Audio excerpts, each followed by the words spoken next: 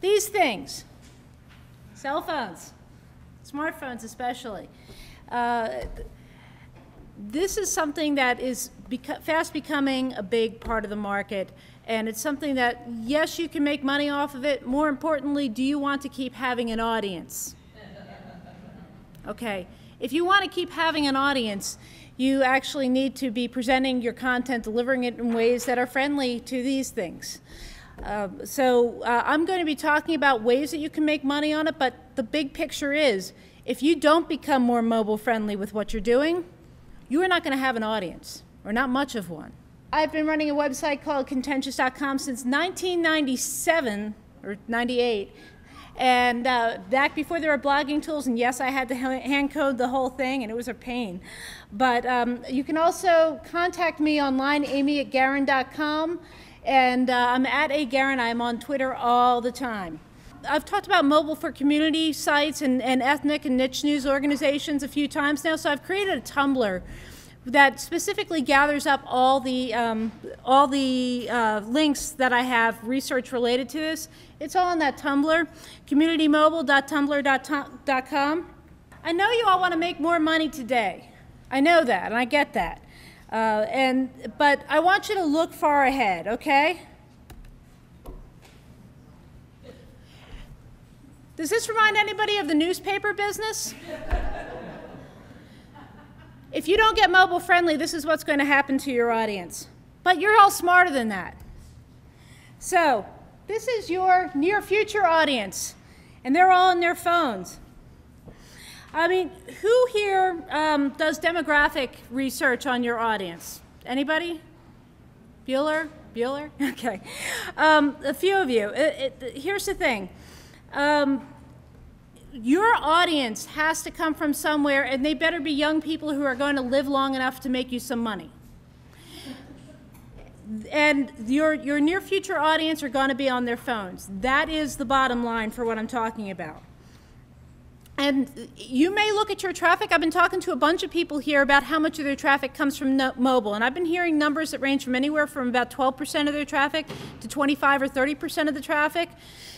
The faster you make your offerings mobile friendly, the quicker that percentage will rise, and the more business opportunities you're going to have with that audience. Just this past week, Pew Internet came out with some interesting numbers. They were looking at who owns smartphones, and 2/3 of U.S. adults, all U.S. adults under age 30, so ages 18 to 29, own smartphones. And then you know, there's another big, nearly 60% of those aged 30 to 39, okay? This is growing really, really fast. And, you know, yes, people can do apps and things on their smartphones, but the most basic thing in terms of internet access is the web browser on the smartphones. So we're mostly going to be talking about the mobile web here, because in the short term and for the next few years, that's where most of your opportunities are going to be for a variety of reasons. I know everybody's like, ooh, apps are cool, let's have an app. An app is not going to do much for your business, I'm telling you right now. Now, you know, these people, they're on their phones all the time. Are you? Do you check out your news offerings and other news offerings on phones, on the mobile browser all the time? If not, that's your homework assignment. Start. Try getting all your news for a week through your phone and see what works for you and what doesn't. Okay. So again, if you want to keep having a digital audience, you must get mobile friendly, and by that I mean for the small screen, for the smartphones. So what I want you to do is an exercise right now. Who has their smartphones with them? All right, take them out, look up your site right now on your phone, just your home page. Just go right to it. And pay attention to how fast does it load over the network connection you have here, and whether it loads the full version of the site just on a really tiny screen so you have to pinch and zoom and do all kinds of stuff just to see what's on the page, or does it load a mobile-friendly version? So who here loads a mobile-friendly version of their site? Okay. And who here, when it loads, it comes up with a full version of the site? Okay. And who here is not sure? All right, you need to find that out. Okay. And another thing you want to look at on the mobile version of your site is where are the ads or other things that might be linked to revenue drivers, and I know some of you are nonprofits, other things that might, sponsors or funders or other things you might have that drive your revenue in one way or the other, keep you going. You want to look where that stuff is located. Is it on your mobile site at all? If not, that's something to fix. All right. I did a bunch of research for this presentation into the mobile ad market, and I really, really struggled with putting together this presentation because I wanted to say, yeah, you can just throw mobile ads on your site and it's going to rock and you're going to make lots of money, and no. Okay, here's the thing. The mobile ad market is really big and interesting, and it's growing fast, but by and large, it is not really set up for you guys. It's not really set up for community news publishers. It's really set up for sites that are drawing traffic from all over the place, a wide variety of audiences. But like I said, you need to go mobile friendly anyway, and yes, you can make money for it, but if you want to do it the easy way, and I know a lot of you are sitting there saying, yes, follow the yellow brick road. Where are the ad dollars? Yeah, I know you're looking for that. I really do. And there is money at the end of that road, but it's not going to be by just throwing mobile network ads on your ad server and serving them up to your site. You're going to have to work harder than that. But if you set out on this road, you will find rewards. So let's go off to see the wizard. This is the wizard, Mary Meeker. She used to be a Morgan Stanley analyst, and now she works for this big, market analyst firm that she spoke at the big, what was that conference? Digital something back in May. But anyway, she knows the numbers for the market. You want to find out what's going on with anything related to the internet trends, you want to look up and see what Mary Meeker said about it. And at her presentation in May at the All Things D conference, yeah, she explained that she saw huge opportunities in the mobile market. And basically it's that thing over on the right where it says mobile, and she sees a 20 billion opportunity, basically comparing the amount of time that people spend on their phones versus the ad dollars spent to reach them. And I think it's really interesting. Look at print on the other end, the amount of time people spend to print versus the ad dollars that go to reach them. Almost the opposite on mobile on the other side. And she's right, there is a big opportunity there. And that's good news for advertisers. It's bad news for you guys. Because basically, this slide shows that advertisers only need to spend 75 cents on mobile ads to have the same reach as a desktop ad for $3.50. Okay? They're going to spend less on your mobile ads than they would spend on your website ads. And I know that sounds like a disincentive. But, there are ways that you can make a living on that. Mary Meeker, by the way, she's really, really smart, but there are other smart people who disagree with her. And about this 20 billion figure, it's useful looking at what this guy, Jean-Louis Gasset, who writes a blog called Monday Notes, which is a phenomenal analysis blog for internet business and trends and web design and all that. He says 20 billion is a big number, and it got me thinking, how can it be that the industry's richest and most sophisticated players are unable to grab such a big pile of money? They have brains and computers. They're aware of the situation. Is there a deeper problem? We get closer to the heart of the matter when we look at the common thought pattern and an age-old and dangerously misleading algorithm. The new thing is like the old thing, only smaller, bigger, whatever. And that's a fallacy, he points out. And I agree. If we keep thinking about mobile advertising the way we've been thinking about web display advertising, which borrows too much from print display advertising to begin with, we're in trouble. And like I said, the mobile ad networks are not really set up for you guys. This is what your revenue is going to look like from most of the mobile ad networks. To be a little more specific about it, what you're going to end up serving are ads that are mostly irrelevant from a couple of the networks like XAD or YP from AT&T. There may be some revenues, some geo-targeting rather, but most of the time you're going to look at making across your site only from the network ads, for most sites that are comparable to community sites where I've talked to people who are doing this, they make about 50 to 150 bucks a month, okay? That is like that. That's better than nothing. So if all you do to go mobile friendly is put a mobile theme on your website and throw network ads up there, okay, you will do better than nothing. Not much, but you will do better than nothing. And it's a place to start. I mean, I know I'm trashing the mobile ad networks, but it's an easy thing to do. You can take your double-click ads that you're running on your site and get the mobile versions and put it on your mobile site.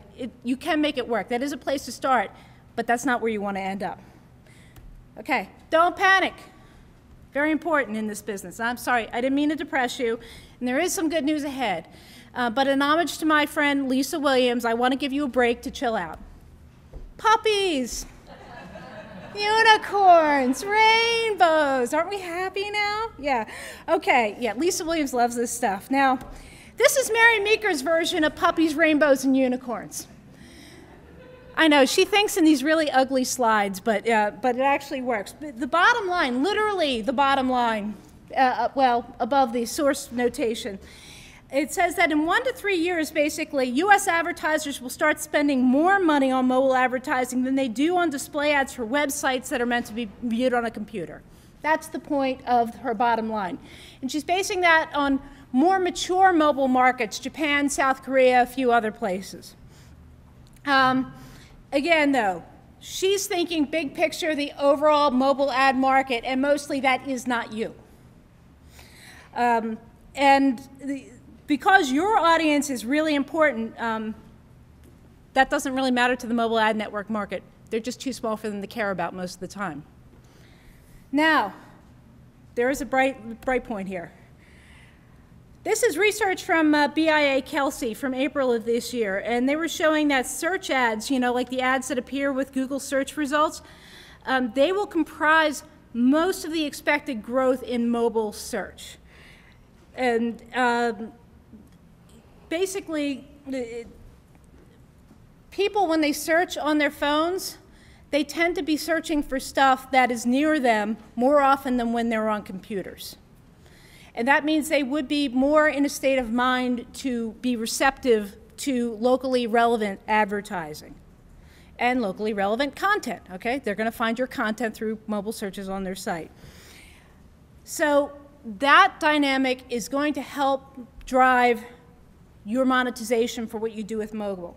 Now, remember, the search ads that they're talking about, that's great for Google, and you are not Google. Very important to understand. Search advertising is not your revenue stream, but if your site is an appealing destination for local mobile services, searches rather, you can easily pick up a slice of the mobile advertising pie. You're not going to do it through apps, okay? Like I said, apps are really cool, and the apps are good for some things, but if all you're doing is putting out your news, basically doing shovelware from your site, apps are not how you want to do it.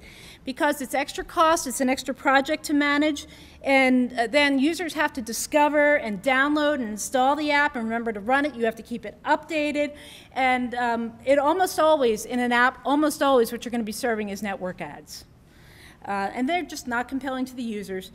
Okay, if you still want to do an app anyway, and you may want to try it, you know, I could be wrong. I'm smart, but, you know, people disagree with me and I'm occasionally wrong. There are ad networks that will basically build an app for you that will take your feed from your site and run it into an app and serve their ads off their network from it. They vary in quality. Of the ones I've seen, the ones from Verve tend to be the best looking and the best functioning. They're not going to make you much money, but if you want to try apps, that's a place to start. Now, in contrast, this is where your opportunities lie on the mobile web. Now, mobile search visibility is a huge, huge deal for local news publishers. And this is interesting. As of May 2011, 20% of all Google searches are local, however they're done. But on mobile phones, 40% of them are local. And what I mean is local is somebody's looking for restaurants, or the hours for something. They're putting in search clues that clearly look like they're trying to get in touch with something nearby. So that's how Google defines it. Another thing is These are phones, and what's another common thing people do on them? They text with them. Is anybody here offering text alerts, opt-in text alerts about news stories? Okay, you guys got it, Riverhead. You want to start, because text alerts are really effective for driving traffic to your mobile website. So is social media. Yeah. I'm going to explain that. Yeah. Yeah. So is social media. Social media is another huge popular thing that people do on their phones. And when people get links from a text message or social media, what are they going to do? They're going to click it. It better go to a site that loads easily on their phone and they can quickly see what's going on. This is why you need a mobile website. And oh, if you have really good, useful local ads on your mobile website, that's going to be even better. People will get used to the idea that your ads are actually content. There's a strategy for that. You might be wondering what a good mobile website, local news site looks like. I found a really nice looking one. Their ad strategy needs work, but if you haven't seen the Windsorite up in Canada, beautiful, beautiful theme, on mobile theme for their website, very usable, very pleasant to look at. And they do run advertising on it. Here's the problem. Their ad runs all the way at the bottom of a very, very long scrolling page under all their stories, and they took a tile off the website, and it's displaying on a mobile phone, and it's about as legible to read on your phone as it is on the screen. Okay? And then, and I'm not trying to pick on them. They do a great job. They're doing the best they can, but this is something they have no control over. That ad links to the destination site, and what do you get?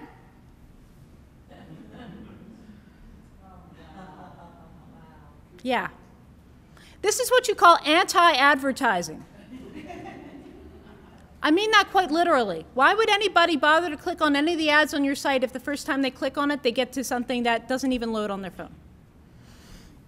Now, this is why your strategy, I'm going to recommend a strategy. And it's a bright idea, maybe. It's also probably very twisted. You tell me what you think. I wanted to give this talk so I could get your feedback on if you think this might be a good idea for you. All right. Sell mobile landing pages, not just mobile display ads. What you want to sell to your local businesses, organizations, churches, causes, events, whatever, is a mobile-friendly presence where people can easily get actionable, useful information that can bring them business or achieve whatever goals they have. And they can get it directly on their phone, and it'll work for them. You can supply the services, and you can educate and guide them, and the tools you can use for it are pretty easy. And you can make money on it, too. That helps. Here's what I mean. This is a mobile landing page for a salon in New York City that was built off of a tool, a platform called Mobi Friendly, where to build this site, you basically fill in a form. They have templates for dozens, maybe hundreds of kinds of businesses, hair salons, restaurants, bars, whatever. It's mobifriendly.com, mobifriendly.com. Yeah, and here's the thing. So basically, Mobi Friendly has built a platform where they have lots of templates where you enter in the address and it generates the map, and you put in the phone number, and what happens when you click that phone number on your phone? Yeah, click per call advertising pays 8 to 10 times what click-through ads pay. Because it means more to the business on the other end. That's how they sell. They like to get people calling them on the phone. You could also set up things like, basically performance. From the perspective of the advertiser, your local businesses, okay, your local pizza shop, are they going to care about click-throughs? Or are they going to care about people ordering pizzas? Okay? Those are called conversion points. These are some of the kinds of conversion points that you can drive from a mobile landing page built with a platform like Mobi Friendly. Why am I mentioning Mobi Friendly? They have something called a white label reseller program. What I'm suggesting is that your news organization could become a reseller for this, or there are other platforms similar to it, and basically, you're not just selling the ad, you're walking them through the process of building a mobile landing page and then building the ad creative. So you're running an ad on your site that links to a landing page that basically you can track the metrics on them. And you pay for the hosting. Hang on a second. You pay for the hosting. You charge the client for the hosting, make a little bit back on the hosting, but most of your money you make on performance by working with them to optimize their ad message and watch the conversion points that they say make sense to them, and then you get paid on performance, not on impressions, which aren't going to mean anything to the advertiser anyway. You guys had some questions?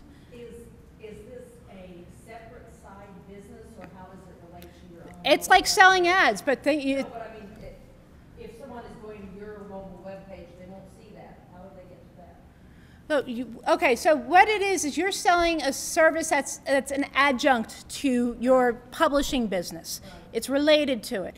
It's kind of like, how do I want to put it? It's like the dairy's owning an ice cream store, you know? You're having a separate product that you're selling, not just display ads. It's not linked to your website. It is from the ads. I'm going to get to that. Yeah, because that's a big barrier, and I am going to get to that. But basically, look at these things. These are all things that businesses might consider, or organizations or whatever, might consider to be something of business value to them. And then you can just work out with them what constitutes value. Then you set up their mobile landing page to make sure that it directly supports the kind of conversion points that are going to matter to the advertiser. And then you measure them, and then you say, hey, we gave you this many calls this month, and here's our bill. The nice thing is with the Mobi-friendly platform is that you can attach Google Analytics to all of the client sites that you set up on it as a reseller. So you can monitor and track this performance and how people are using their sites. Susan Mernit's talk earlier today on analytics was fabulous, and everything she was saying about analytics for your news site, you can also use for keeping an eye on how your clients' landing pages and how their ads are performing and give them ideas about what might work better. And then, by the way, all those things in Google Analytics about conversion and goals that you're probably ignoring right now will start to make more sense and be more valuable to you. Now, again, so you have the ad space that you're offering on your mobile site. You're helping them set up a mobile landing page and basically keeping it updated, for them, or giving them, ways that they can update it themselves. And then, so you make money from helping them to build the site hosting, maybe traffic if that matters to them, performance, which are the conversion points, or maybe extra services like we'll update your mobile landing page, twice a month. If you want to do it more frequently than that, well, that's a premium service. You got to think about what would work with your clients, experiment a little bit. But here's the thing. You don't care if they run ads in your competition. You don't care if they run Google search ads. You don't care, because as long as they're running ads, mobile ads, or search ads that link to the mobile landing page, you get credit for all that performance. Yeah?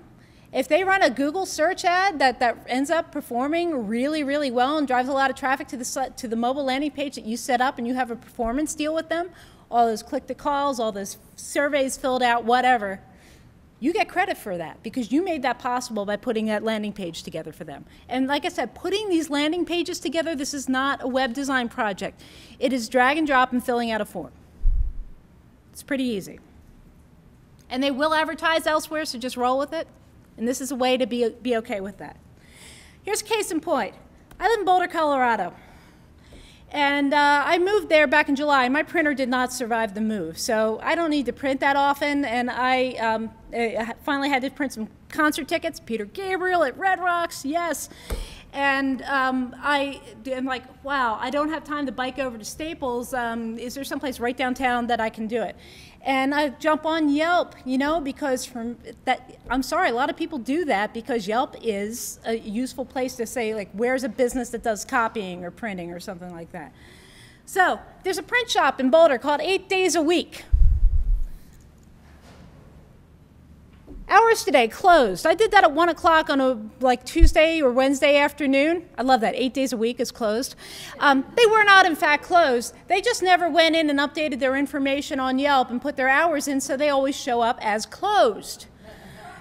And, well, that's kind of anti-advertising. And so I'm like, oh, they must be open. So I went over to Google Places, which is another place where businesses can register themselves and put up their information, hours, locations, and all that. Well, gee, whoever's at 8 days a week is not on the ball because they didn't update their information in 2 key places where customers who are walking around with phones might find them and come in off the street. So they just weren't thinking mobile. I'm like, do they have a website? Can I find their hours on the website to see if they're actually open before I walk over there? Yes, they have a website, and it looked like that on my smartphone screen. And when I pinched and zoomed around, the hours weren't anywhere on the home page. I had to go under the info tab to find their hours. This is a case in point where it says, if I were doing a local news site, I would totally try to sell them a mobile landing page. And I would totally try to get good mobile ads for them so that people could quickly find this information and you could get some traffic in from that. I would also say, by the way, you ought to go to Yelp and Google Places and update your hours. Oh, you don't have time to do that? Well, for an extra $10, I can go in and do that for you. But getting the local businesses who don't have a clue about how to get set up for mobile potential customers, guiding them through the process and giving them everything they need to get started with that can be a valuable business that doesn't necessarily have to take more work than you're already putting into selling ads right now. So, again, what you're doing is selling service and guidance for a mobile presence, not just ad space. How do you get started doing that? Some of it comes down to how easy is it for you to make your site mobile. And that comes down in a big measure to the content management system that powers your site. How many people here use WordPress? You're in really good shape. It is dead easy to make your WordPress site mobile friendly. There are mobile themes, mobile plugins, a whole variety of things. Oakland Local, the site that I helped co-found, is a Drupal site. And we chose Drupal for a lot of good reasons, and it supports a lot of functionality the site needs, but Drupal is really, really difficult to do much with in mobile in a sophisticated way unless you really, really want to focus on it. It just takes too much monkeying. Depending on the content management system you use, making your own site mobile friendly may or may not be easy. So that's something you might want to assess. Okay, so you want to look at what your CMS is to make your site mobile friendly. Then once your CMS you have a mobile theme, or maybe you've implemented something called responsive design, which I'll get into in a minute, but most likely what you're going to do is have a mobile theme. You want to incorporate this little bit of technology on the side of on the server that's called device detection. What device detection is a web visitor comes to your site and your server says, "Hi, what are you?" "I'm a MacBook Pro with a big 17-inch monitor, and I can display anything you have. Throw it at me." "Cool, we have our full site for you." "Hi, what are you?" "I'm on an Android. It's like a mid-range Android. The screen is not that great, but I'm an Android." "We have something for you." "What? What are you?" "I'm a crappy little Kyocera that somebody got for free from Metro PCS. You got anything for me?" "We have something for you." Okay, that's device detection. It's the script that recognizes the user and delivers a theme that is appropriate to the type of device. It usually gets incorporated with, if you're implementing a mobile theme or the WordPress mobile pack on WordPress, which is a series of plugins, it will set that up. If not, it's a fairly, I won't say trivial, but a fairly routine piece of scripting for a software developer to write for you. And basically, they just write it on the server to look at all the incoming traffic and route the traffic to the most appropriate theme. Okay. The best approach, though, is something called responsive web design. And it's a wonderful thing. It's manna from heaven, and it's way bigger than I have time to talk about here for a lot. But in a nutshell, what responsive web design is a combination of web technologies, HTML5, cascading style sheets, and JavaScript, especially media queries, and where you have one style sheet for your site, But guess what? When you download it to the device, it says, what am I on? I'm going to scrunch down here, and I'll put the navigation over here. Oh, and we'll throw the mobile ads instead of the regular ads. That's what responsive design does. It responds to the device it's on and delivers the appropriate media elements and arranges them in a way that's most appropriate for that device. It might sound like, isn't that easier to do with just like a separate theme for, you know, the smartphones and the crappy little phones and tablets and all that? May seem that way, but here's something. The internet is getting screwed up, especially because there's such a diversity of devices that are accessing content on the internet for a variety of very, very arcane technical reasons that you don't want to hear right now. In a few years, it's more likely with that device detection process that your server will guess wrong and send the wrong theme to the page, which means fewer happy mobile users, which means bad for your business and bad for your advertisers and bad for your community. So basically, responsive design is cool. It tends to be something that you can really only do when you're completely redesigning your site. So put this on your table. The next time you are planning a big upgrade to your site, you want to absolutely demand that it be a responsive design. And make sure you're hiring developers who have experience. How do you know they have experience? Look at the sites that they have done before and don't get screenshots from them. Say, give me the URLs of those sites and go check it out on a lot of different devices and see how well it looks. You know, if it's in fact, you know, scrunching down and moving things over. Or put it on a computer and resize the window a few times and you'll see it. If it's a responsive design site, all of a sudden all the tile ads will go out and it'll put in the tiny little mobile banners at a certain point when you resize the window. It's very, very important, but it's a big job to incorporate responsive design, and I'm betting most of you, for now, mobile themes is where you're going to start. Okay, so that's step one in the process of starting to make some more money from mobile. And this is what, by the way, is going to guarantee you getting your audience. So even if you do nothing more than make your site mobile friendly, it will be better for your business in the long run.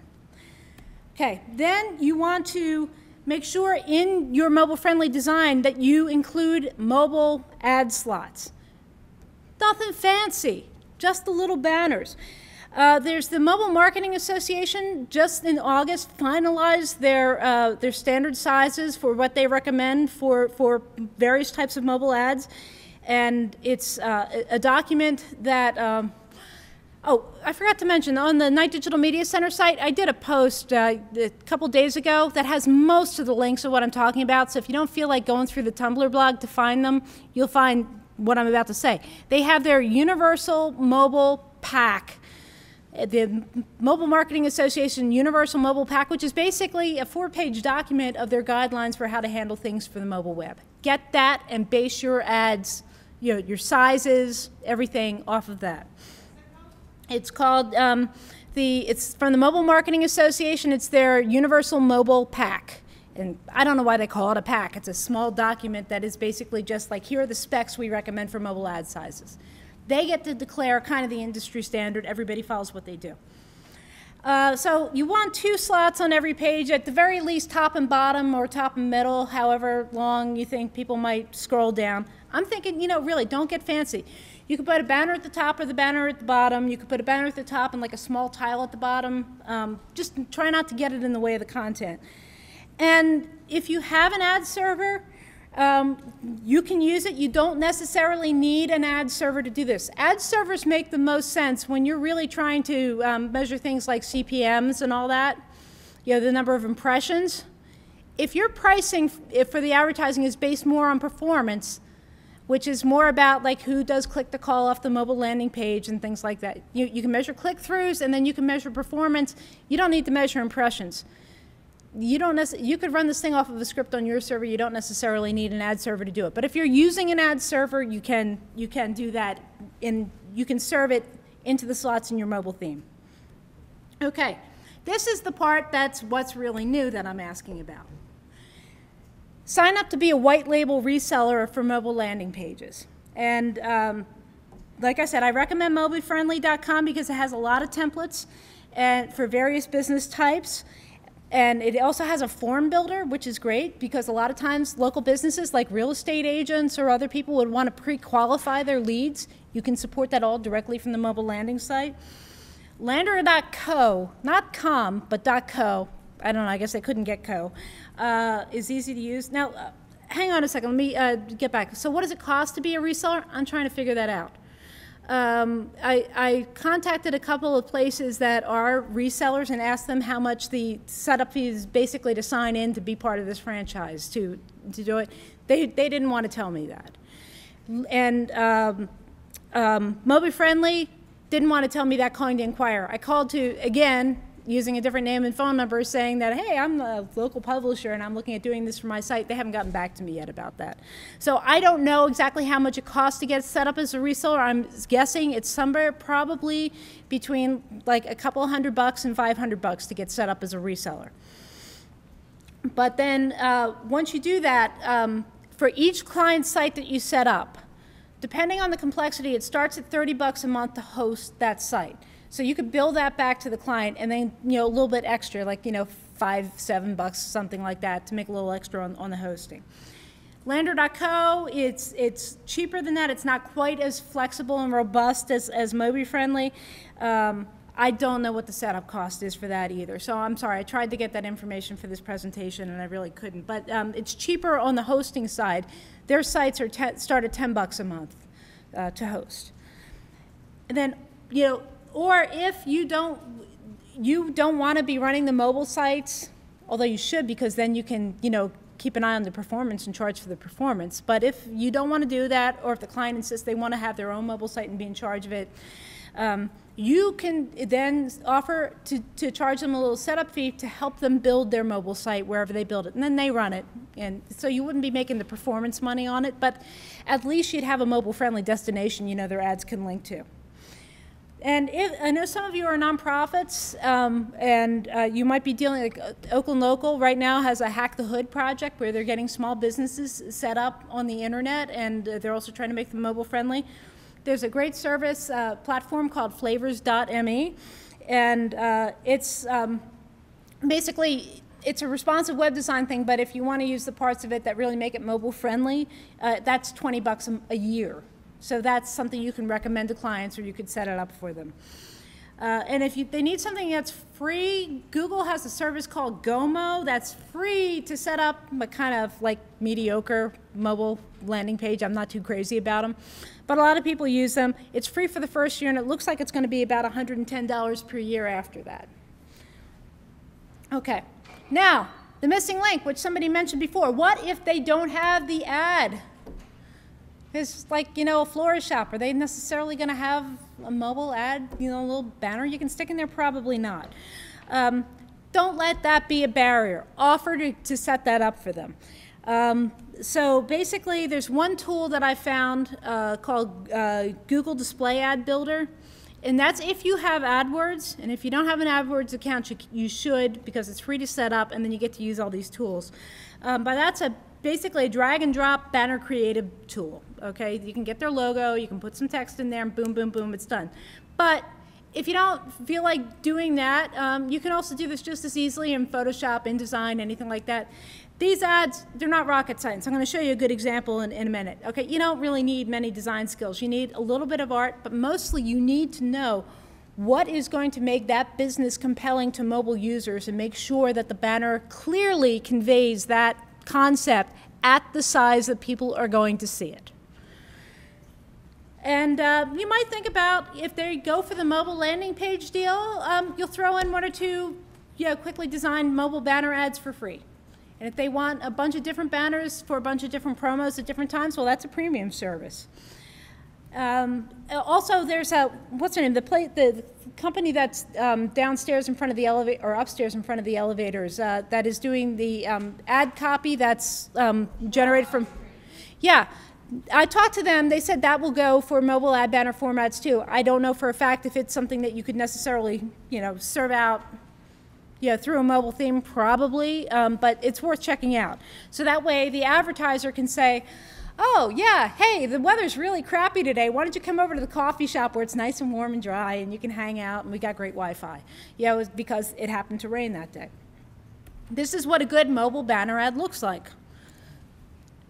I got this from the Daily Camera site. There's a festival that the city of Boulder is having. It says very clearly, Fall Festival. It's got a music note. You know it's a music festival. It's on the Pearl Street Mall. Oh, so that's where. That's very relevant mobile context. When? September 21st to 23rd. You did not have to think twice about that. Right away, you got what that was about. Check out mobile banner ads on other websites. Half the time you look at them, you're like, what is this? It's so tiny, you can't see what's on it. It's usually dark colors a lot of the times where it's very difficult to see in a daylight situation. And now the bummer with this ad is it doesn't link to a mobile-friendly site.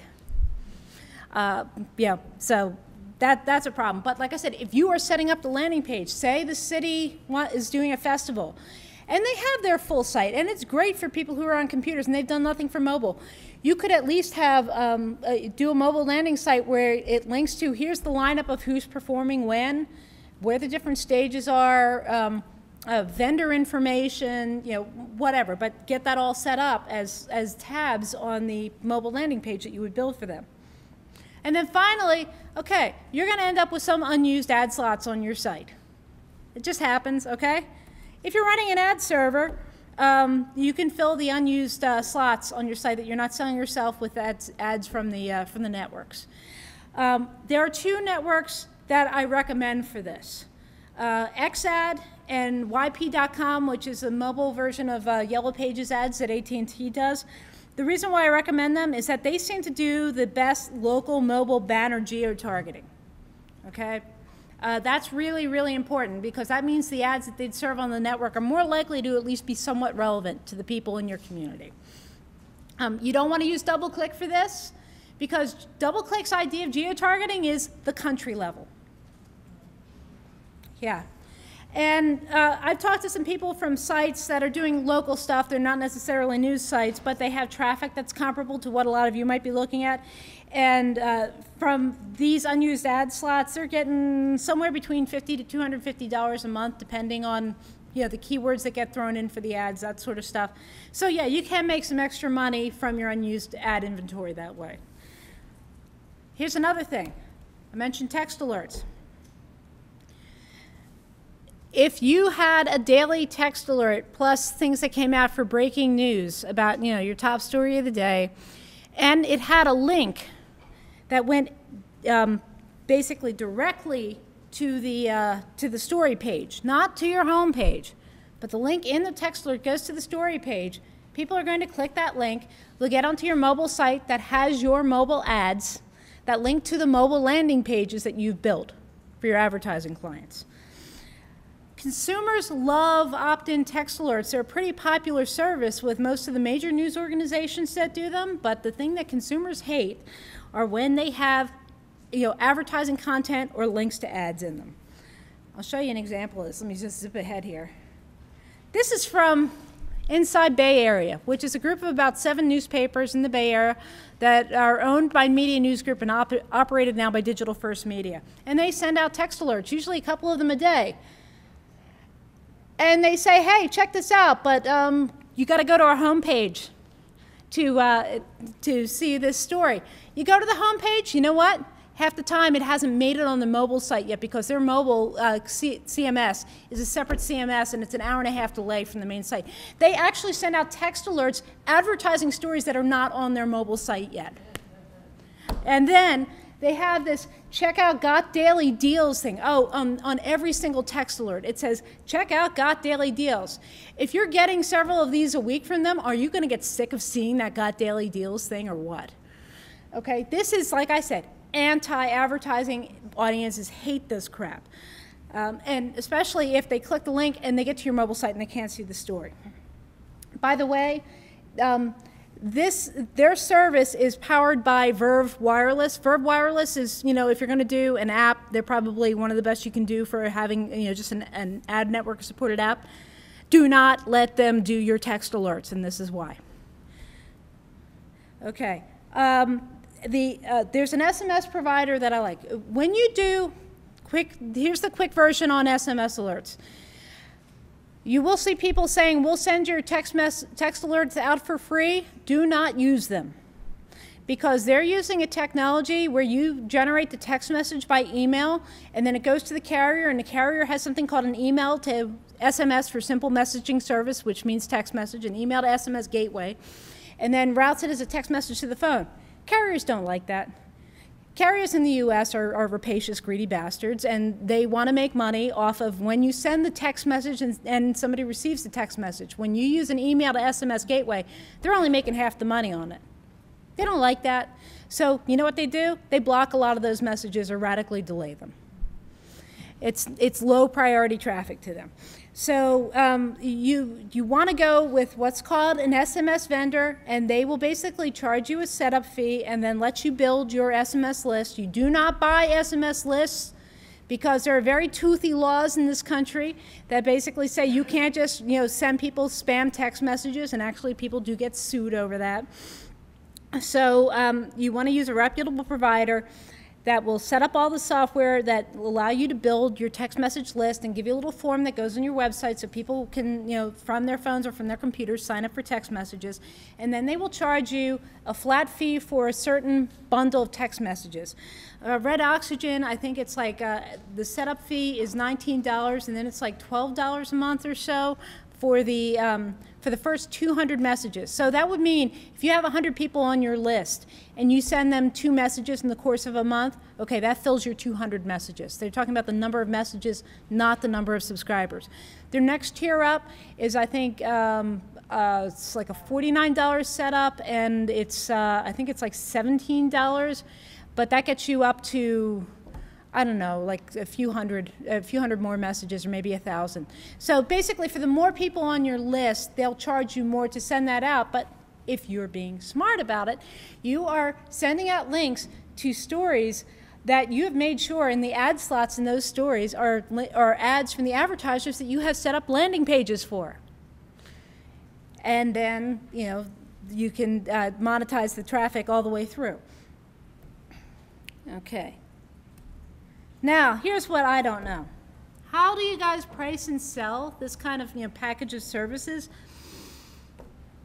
I don't know. You tell me. I mean, first of all, is this A, making sense, and B, does it sound interesting to you? Yeah? Okay. What I'm wondering is, if you were going to consider doing something like this, how would you go about deciding how to price it and sell it? I would love to hear your thoughts. Yeah, so for those of you at home, what this gentleman was saying was they would, just correct me if I'm wrong, but look at putting a package, adding it to your existing packages, as add-on services to your existing packages. Is there any part of it that seems like, no friggin' way, I won't do this? Yeah, go ahead.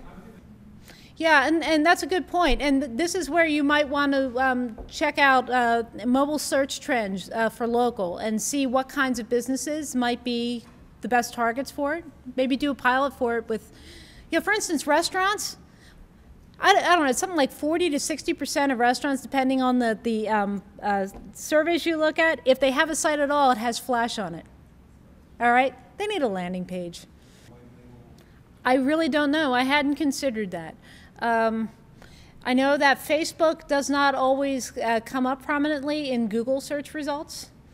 Because Facebook is a walled garden. Now, if they've made a public page where you have to do an extra step to make it a public page rather than something that only lives inside of Facebook, maybe the landing page thing doesn't make sense for them. You think a landing page from Mobile Friendly would come up higher than Facebook page? Because it's visible on the public web. Yeah.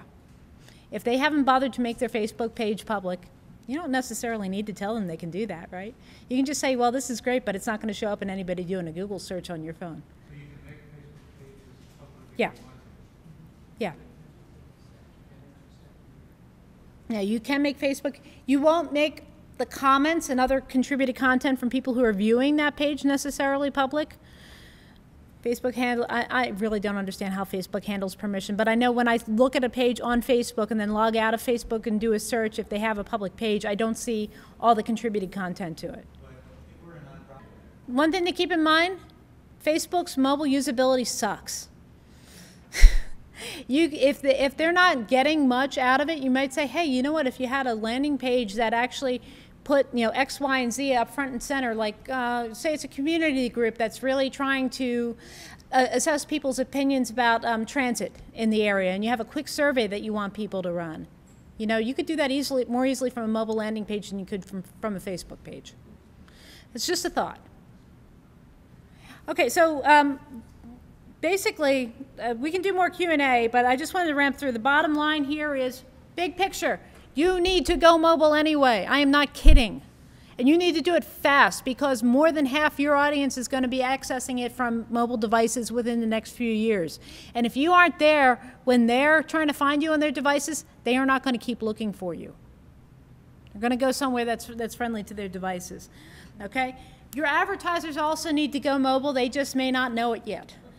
If you can figure out some segments of your advertiser base that might be the best bet to try this first, bring them on first, and maybe they might, you know, evangelize that to other people in the business community. Okay, and remember, you can provide value by selling services to help them navigate this transition. It's not just ad space. You can make some money off of mobile display ads. And remember, Mary Meeker's seeing that 20 billion opportunity. If you do at least a little bit of this, you're going to be, you know, once that starts trickling down to the advertising market that affects publishers, you'll be in a good position to get a piece of that. Of course, that's if it booms, and there's some skepticism about that. But one thing is certain is that if you're not mobile friendly, you will not have an audience, or much of one. Now, also in homage to my friend Lisa Williams, she made me promise that I would have LOL cats in all my presentations, so here you go. I love that one. Okay, like I said, I have all the links for this on this Tumblr. And also, if you go to ignitedigitalmediacenter.org, my most recent post, which is now the second post down on the Community News Leadership blog, has all the most important links I talked about in this presentation. But we still have time. I have until 5:15, and it's 5:04 right now. So, yeah. Well, the big thing I don't know about is what the cost is to sign up as a white label reseller. I tend to think that since everybody's being cagey about it for the mobile landing pages, I tend to think since everybody's being cagey about how much that is, that means that places like Mobi Friendly are willing to negotiate. So, you know, don't just, you know, take their first thing. They may say $500 to sign up as a reseller. Well, how about $250? Well, how about $450? You know, and go back and forth with them about it. Okay, well, you probably can't bill it back to your clients for signing up as a reseller. But then what you do know is that so if you're setting up a site for a client, it's a minimum of $30 a month for the hosting. Okay, and you can set up as many of these sites as you want for clients, but then you would bill back to the client $30 plus whatever premium you want to charge on top of it for hosting the site. And then, you know, if you're doing pay for performance, you know, you apply Google Analytics to all these sites you set up for the clients, set up your conversion metrics in ways that make sense to each client, and then you pay for, you know, charge for performance on that. So, I mean, you would at least make a profit on the hosting, and then if you go the performance route, I mean, like I said, click-to-call advertising, so far, pays 8 to 10 times what click-throughs from a web ad get. Yeah. You know, that's the thing. It's not a binary. What does Google Analytics call it? Oh, Google Analytics is for the mobile landing pages. You want to apply Google Analytics to all the landing pages that use. What is it called? iPad? What is iPad? Oh, it's a mobile device. It falls in under mobile, but here's the thing. It's technically a mobile device because it uses a mobile operating system, iOS, but the use case for an iPad is typically somebody sitting down. It's mobile in that you can carry it around, but when you're actually using it, it's an immersive experience. You're typically sitting or standing in one place using it. It's not the same use case as somebody walking down the street like, who's got a good beer special going on? Yeah. So iPads, they kind of straddle the mobile, not mobile thing. They're a mobile operating system, but usually not a mobile use case. Yes? And I'm glad you brought that up, Denise, because that is a good way to experiment to see if the people in your audience are used to it. But the thing is, though, you don't maintain that list of subscribers. Twitter does. And in any kind of business where any kind of marketing is involved, owning your list is really, really important. I mean, this is why news publishers are up in arms about Apple with, or book publishers are up in arms with Apple about the way Apple sells iBooks, because Apple keeps all the customer information. I may be subscribing to Time Magazine through Apple to get it on my iPad, and Time Magazine has no idea who I am. Do you think Time Magazine is pissed off about that? Oh, yes, they are. But are they going to, you know, tell Apple they can't do that? Nope.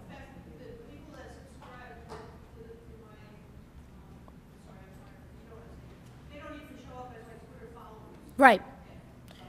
Then they may not use Twitter in any way. All they're doing, yeah. Yeah, and that's a service called, I think it's Fast Follow. Fast Follow. So if you just Google for Twitter Fast Follow, you'll get information on how to do it. And it works, and it's reliable. There just are trade-offs to it.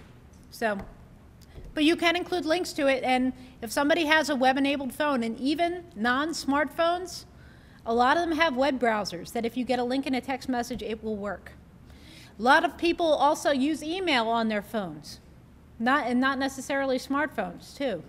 And if there's a browser on the phone, the links that you include in there will work. And you better be able to send them to a mobile-friendly site, mobile-friendly version of the stories they want if they click on it from their phone. You could probably easily direct them over to the flavors.me homepage. Whether you could direct them to the corresponding story page is what I don't know. Yeah. And they'll want the corresponding story page. Yeah. But it's something that's worth experimenting with. You know, like I said, that's a tool that's easy to use, and you know, to activate the mobile features and play with it costs you $20. You know, you might as well try it. All this stuff, please be willing to experiment. I know you're already overwhelmed and doing so much stuff already, but if you don't start playing with these tools, and if you don't start using your phones to get a bunch of news and information, and really try to be on it as much as your like 20-year-old readers are, okay, you're going to fall behind. You're going to miss opportunities in this market. Yeah. Dude, you'll want it to run on Android. You will really want it to run. Yeah, okay, good. Because Android is the majority of, it's most mobile devices out there. It's like 75% of the mobile devices in use in the US right now are Android devices. Yeah, I know the iPhone gets all the press, and it's a cool device, and it's really great, but it's like, you know, it's this much of the market, and that's Android.